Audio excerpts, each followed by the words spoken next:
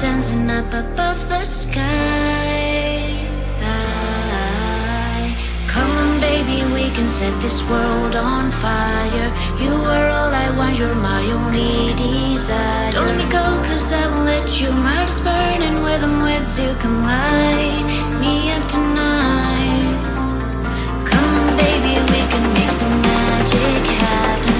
I don't need nobody else, you're all that matters. Don't let me go, cause I won't let you. My heart is burning, when I'm with you, firefly.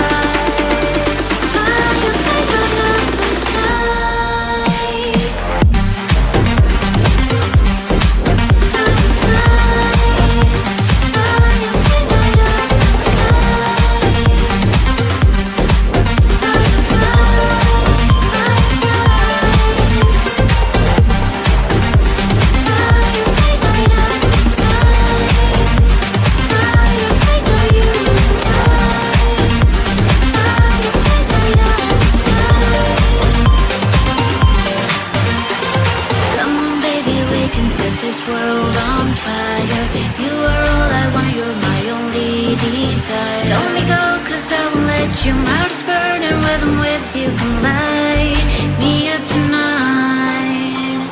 Come on baby, we can make some magic happen.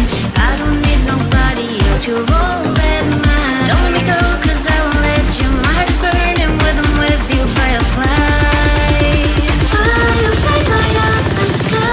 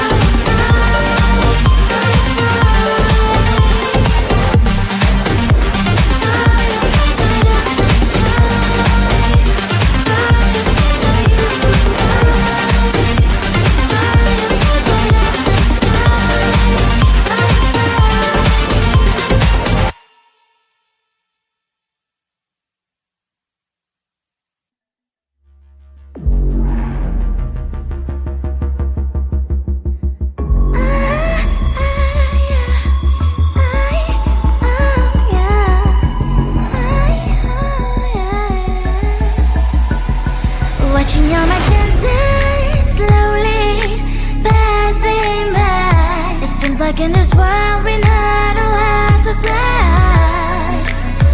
And they say that it's not for me. Forget all your stupid dreams. You're not special, don't you dare to try. I'll move heaven and earth, cause I know this is worth. I won't stop, don't just stand on my way. It's my place, it's my time. This moment will be mine. Let me out enough for me today.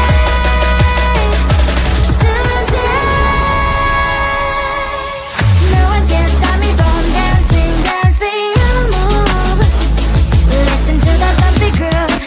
Stand up and rock the floor. Dance as never before. No one can stop me from dancing, dancing, make a mess. Make a chaos. I don't give a damn, cause that is what I am. Now look at this poor girl, perfection in every curl. I'm standing my ground, do it like a swirl. You think you can control me? Keep saying that you love me. Spin me, win me, it's quite time to break free. I'll trample the floor, as never before. I'm about to lose my grip, but what am I waiting for? Now you guys have my word, you not dance the world. I will outdance the world. They say that it's not for me. Forget all your stupid dreams. You're not not special, don't you dare to try.